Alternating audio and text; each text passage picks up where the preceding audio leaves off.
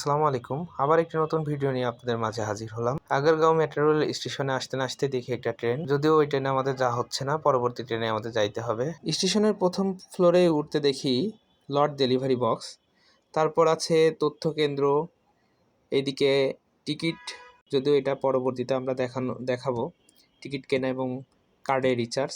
এইবার আমরা আমাদের এমআরটি পাস কার্ড থাকার কারণে খুব সহজেই পাস করার মাধ্যম দিয়ে আমরা প্রবেশ করছি।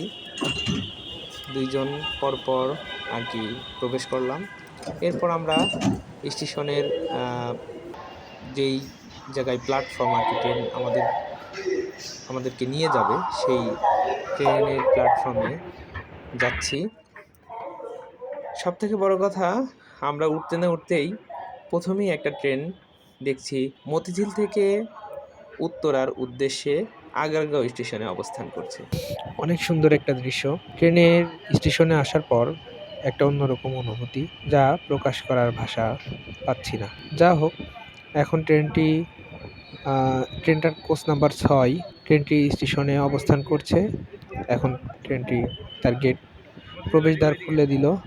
যারা কিছু লোক নামলেন এবং অপেক্ষারত লোক ট্রেনে প্রবেশ করলেন। অল্প কিছু সময় ট্রেনটি অবস্থান করার পর আবার তার গন্তব্যের দিকে রওনা হচ্ছে। এখন ট্রেনটির গন্তব্য উত্তরা, আর পরবর্তী স্টেশন মিরপুর শেওড়াপাড়া। যা হোক, আমরাও আমাদের ট্রেন আসার জন্য অপেক্ষা করছি। এর মাঝে একটা ঘটনা ঘটে গেল।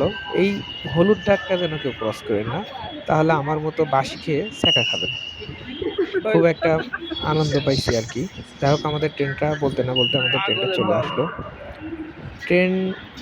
আমরা এখন ট্রেনে উঠবো, সেই জন্য অপেক্ষা করছি। ট্রেন যখন আসবে অবশ্যই নিরাপদ দূরত্ব বজায় রাখবেন।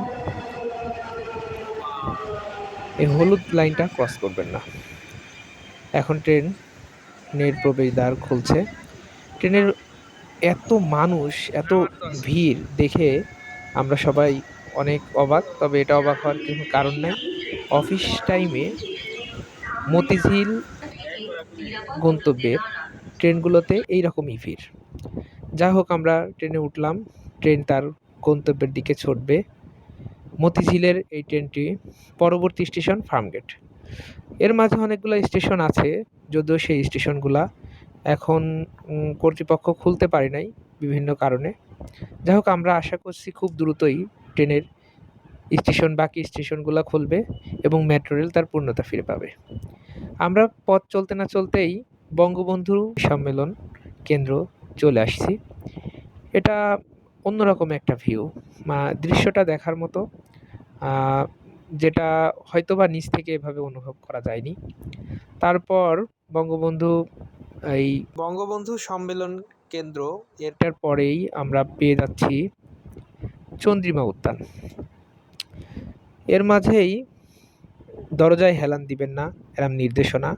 আর জরুরি বহির্গমন, ট্রেনে যদি কোনো দুর্ঘটনায় জরুরি বহির্গমন করতে হয় তাহলে কি ধরনের ইনস্ট্রাকশন এটা দেওয়া আছে, এইগুলো অবশ্যই ফলো করবেন। আর সংসদ ভবনের দৃশ্যটা চোখে পড়ার মতো, আর দৃশ্যটা আকাশ থেকে দেখার মতোই মনে হচ্ছে। নিচ থেকে কখনোই বোঝা যায়নি ঢাকা শহরে এত গাছপালা আছে, যা ঢাকা শহরের মেট্রো রেলে ওঠার পরে এই গাছপালাগুলো দৃশ্যমান। যাই হোক, কথা বলতে বলতেই ফার্মগেটে চলে আসলাম সংসদ ভবন পেরিয়ে। ফার্মগেট স্টেশনে অল্প কিছু সময় দাঁড়াচ্ছে। এর মাঝেই যারা যারা নামার দরকার দ্রুত নেমে যাচ্ছে, আবার ওঠার লোকগুলা খুব দ্রুতই উঠে পড়ছে। এর মাঝে ট্রেনে কিছু ইনস্ট্রাকশন দিচ্ছে যে পরবর্তী কোথায় নামবে, থামবে, কোথায় গন্তব্য। এখানে কোনো ভুল হওয়ার কিছু নেই। অনেক লাউড এবং ক্লিয়ারলি বাংলায় এটা বলা হচ্ছে। বলতে না বলতেই ট্রেনটি আবার পরবর্তী গন্তব্যস্থল সচিবালয়ের উদ্দেশ্যে রওনা হলো। আসলে ট্রেনে মেট্রো রেলে ওঠার পরে আপনারা দেখবেন বাইরের দৃশ্যটা এত সুন্দর, আর ঢাকা শহর যে এত সুন্দর তা মেট্রো রেলে না উঠলে হয়তো বা বুঝতাম না। আগে থেকে মনে হয়তো ঢাকা শহর অনেক যানজট আর একটা একটা হিজিবিজি মতো একটা শহর। কিন্তু মেট্রো রেলে ওঠার পরে এই গ্লাস দিয়ে তাকিয়ে মনে হচ্ছে কোনো একটা উন্নত দেশে এসেছি, যদিও বাংলাদেশ এখন উন্নত দেশের দ্বার প্রান্তে আস্তে আস্তে উন্নতি করতেছে।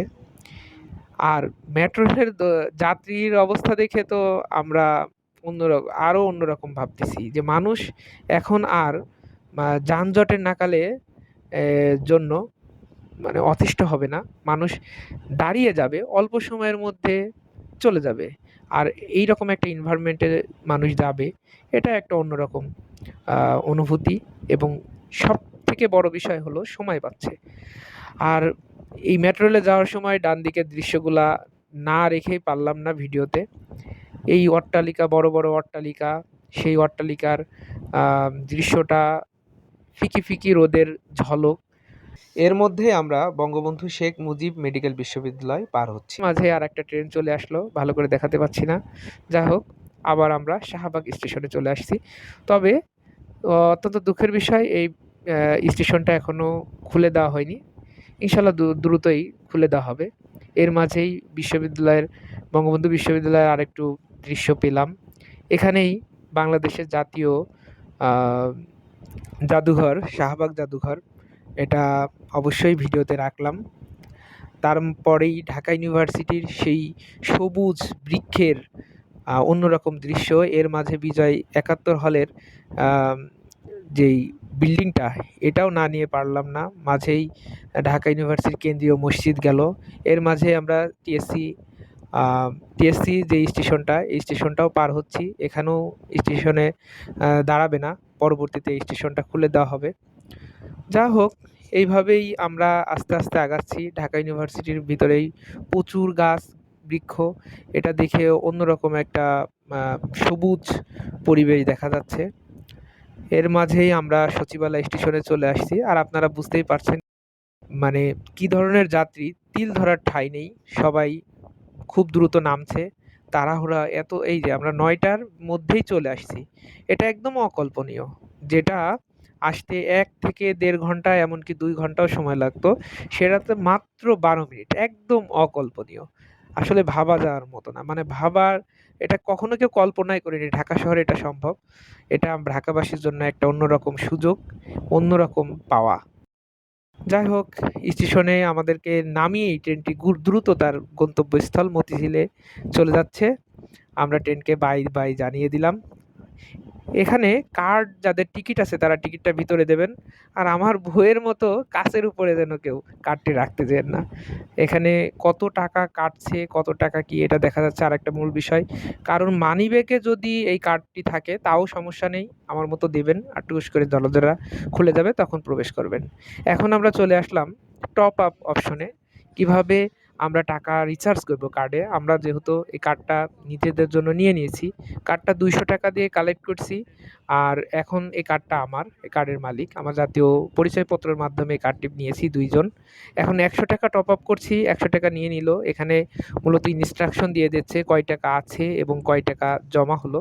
কার্ডটা ট্রেতে রাখতে হবে, আর বাকিটুকু মেশিন এবং নিজেরা একটু বুদ্ধি খাটাইলেই হয়ে যাবে। যদিও আমাদের এটা প্রথমবার, আমরা খুবই ইতস্তত করতেছি যে আমাদের কার্ডটাতে হচ্ছে নাকি রিচার্জ হচ্ছে না। এই জন্য আমরা অবশ্য এখানে যারা ডিউটিতে আছে তাদের কাছে সাহায্য চাইলাম যে আমাদের কার্ডে টাকা পড়ছে নাকি। পরবর্তীতে অবশ্য আমরা দেখলাম যে ভিডিওতে আমাদের কার্ডে টাকা যে রিচার্জ হয়েছে, এটা আমরা পরবর্তীতে ভিডিওতে বুঝলাম।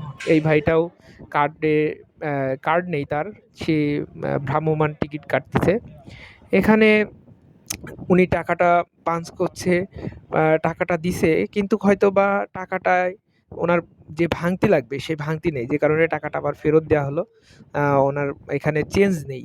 এই অটোমেটিক মেশিনে যেভাবে আরেক ভাই আসছে, উনি অবশ্য টাকা রিচার্জ করবে, এই টিকিট কাটবে, উনিও টিকিটের জন্য দিল। হয়তোবা ওনার একটু প্রবলেম হচ্ছে, টাকাটা আবার একটা একটা করে দিতে হবে মেশিনে। আবার দ্বিতীয়ত টাকাটা একটু মানে নরম হলে হবে না, হালকা একটু হার্ড হইতে হবে। ওনার ২০ টাকাতেই টিকিট দিয়ে দিয়েছে, হয়তোবা পরবর্তী স্টেশন, যেই কারণে উনি আবার ওখানে তথ্য কেন্দ্র বা ওদের কাছ থেকে পরামর্শ নিতে গেল যে সমাধান কি। এই ভাই একটা ৳৬০ মূল্যের একটা টিকিট কাটছে। এখানে আসলে সবথেকে বড় বিষয় যে হালকা কিছু জানে সে খুব সহজে এটা কাটতে পারবে। মানে একটু লেখাপড়া জানে। যে পারবে না তার জন্য কোনো ভয়ের কারণ নেই। এখানে পাশে আবার যেখানে মানুষ আছে সেখানে টিকিট বিক্রয় করছে, ওনাদের মাধ্যমে টিকিট কাটতে পারবে। আর যারা রেগুলার যাতায়াত করবে তারা তো একটা এনআইডি কার্ড এবং ওদের ফর্মটা জমা দিয়ে ৳৪০০ দেবে। ৳২০০ কার্ডের মূল্য আর ৳২০০ রিসার্চের জন্য। আর সবথেকে বড় কথা এই যে ৳২০০ দিয়ে যদি কেউ কার্ডটা নেওয়ার পরে যদি মনে করে যে না তাকে ফেরত দেবে কার্ডটা, তাহলেও সে ৳১৯০ পাবে। বাংলাদেশ সচিবালয়ে নামলাম। আমরা পরবর্তীতে আবার অন্য কোনো ভিডিওতে হাজির হব। আজকের মতো এটাই। পাশে থাকবেন আর আরো ভালো কিছু করার জন্য উৎসাহ দেবেন। ধন্যবাদ। আল্লাহ হাফেজ।